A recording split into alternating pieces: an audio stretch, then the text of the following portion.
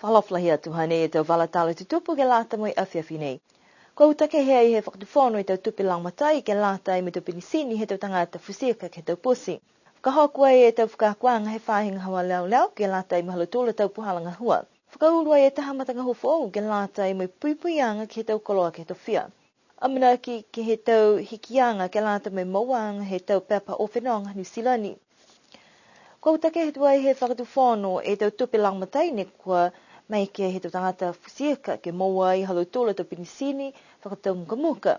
Koe tau whakatohanga nei he whakatuwhono ne kamata whangahua ke tau uawhi mai wha hako manako ke langmatai atu ke tau whahi fusiaka. Koe whiwhilianga ke utake he tau langmatai nei ke tau tangata fusiaka he mole atu ai e taha kumikumianga ne koe tau siai ke he tau e kua mole. Ko mō mai fōki tau taluhauanga ne koe pehe kua lahi tau tupi ne kua whakamole ke he tau whakaruanga nei.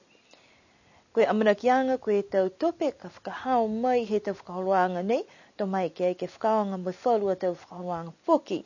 Koe taha manatu ne kua tuku atu ai ke whakaonga he tau tupia, ke lata me tau koloa ke tō mai tau whahinga hofonua.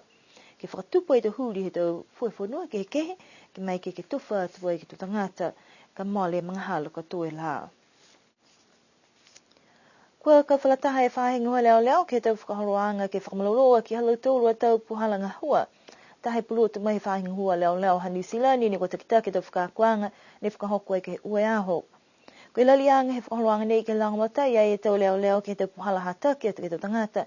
Ka lalau tōru ke whakangahua e tau mata whakatuwhono ke he whakatatai usi e tau tangata mo e nā kai whaononuanga ke halau tōrua tau tutuanga. Koe whakatutala mo ia e takitaki he whahinga hua leo leo. Ko Tony Edwards, ke mahuinga he tau whakakuanga nei, mai halu tōru a tau tangata mahua. Na whamahaini he tau whakakuanga nei ki tau situmau, si koe onono anga haku, ke lari ke laumatai whakalahi ke hea motora tau mahua.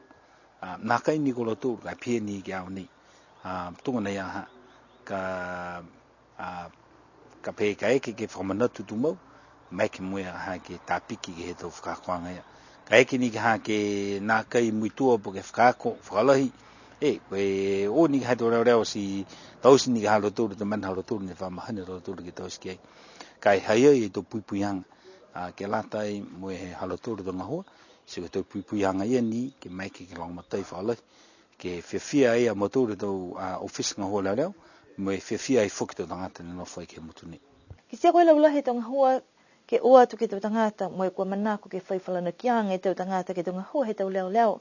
Kai ke ko whakalaulahi tau māmaanga ke tau puhalanga hua, tau mata whakatuwhono, mo e tau puhala ke whangahua aki, mo e tau tangata, tau mai ke hormitaki e tau ngahua halu tōru. A whakataitai atu na matūru ha ke tunga tau mga aho ka watu e tau reo reo, ke he whauru tau hokutaki he tau tangata. Si tunga neia, whauru tau mga aho, wha ukalahi e tau whisa ke tau isa halu tōru tau whirianga ke mga aho na.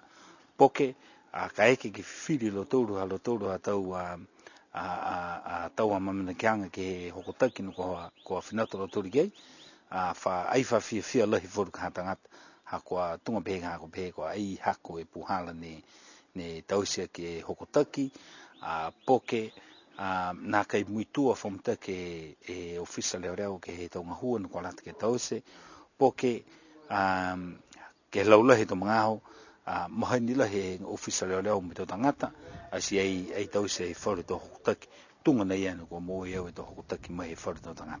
Ka eke ni kua manaka la tōru ke hokutaki mai halo tōru tō hokutaki, si onono la tōru ai hangahanga mitaki puhara ne tause ke ofisa leo leo, hai e whuke e tau hokutaki no kua mō mai ke ofisa. Ka e tunga nei, lore ngai ni po ke ngahoa ngai ni tō hokutaki mai he tō tangata, hangau ni ki tō ngahua he tau reo reo.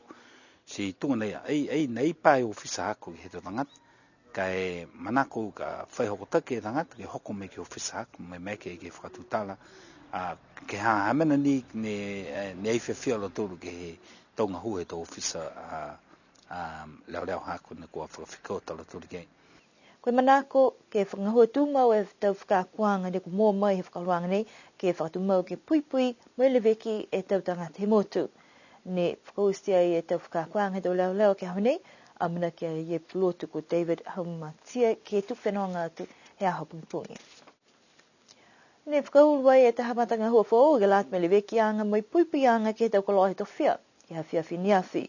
Koe whakaholoanga pō nei ne kumai ke ngā hua kau whalatahe te whahinga hua mai he whakatuwhono. Pia i fuaki mai tau mata kau mai whafo he whakatuwhono. Takolonga lo tolu ni kua uina ke hohoku atu. Ke lata me kamataanga he matanga hua nei. Mua atu ke lo tolu tau tangata takawhanga ke to whia. Ko lo tolu ia ka mai ke talahawe e te puhala ki takitaki ai ki e tau whanwang nei. Whakisi mana atua ia e lirifu iki pule ko Pili Tālangi. He lahi whia hakwa ki sia mawhisi ke mō mai e tau tupe langmatai ke mai ke whakaholo ki mua e tonga hua. Koe tahe miliona tā lāne ko mōa mai he Ocean 5 ke lata mai mtangua nei ka whakahoko e ke tōle tau. Si amana ki ke ngā hua kau whanataha i fōki mai mtakau o matawha, mai whaule ta mtakau i whawhai whakatuwhon he motu, pia fōki mta whahi pisinisi ke mai ki ai ke whakamololo e tau manako. Talahau wai e Coral Pasisi to mai ke ta mtakau ke tuku atu e tau ole, po ke whaipuhala ke whakatutone tau ngā hua ke lata i mai patahanga tau matamela, mai tau sea e tau kumikumianga, ke mai ke loto ke tau sea tau whipurianga ne kua hanghang taki mai livikianga tau koloa ke tau whia. Koe hawhalaili e kua mali atu, ne whakahokua e taha whanuanga, ke whakatua e taha matakau fōu, mai kua whakaingoa ai, koe tau whia niwe, koe matakau nei ka whakangahua ai e tau tupe, mai matakahua lahi nei. Koe whakamau hewhatua ai e matakau ia, koe e takitaki ko Coral Pasisi, moe takolonga fōki ne kua tuku atu te hingoa ke tūtaki atu ke matakau. Koe tau talahauanga o pehe tō mai ki ni ke kautu e tō ngā hua, ka e ke kua whakamulolo moe ngā hua uloa. Koe tau whakatokaanga fōu ke lata i me te whahi tau se he tō pepa o whenonga New Zealand, kua whakatoka i ke whakafōu wai e tō pepa nei langataha he hongfulu e tau.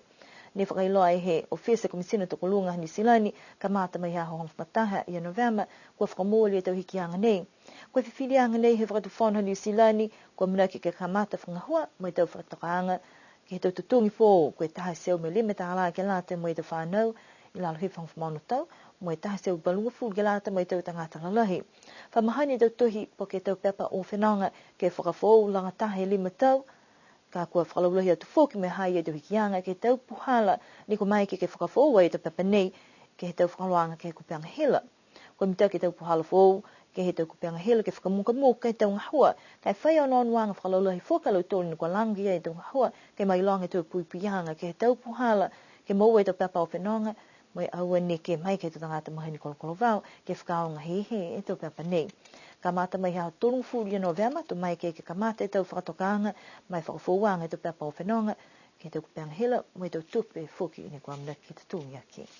Pena e tawala tātu tupu ne ko mō mai ke lata mai whewhinei, amna ki mnuina e tau whakawanga ke he uki o kwahatapu ne hangau tikai, mai kia whilewea ke he whahi tapu kahau. Nana wha, nuina pō, tō riri o ke whilewea.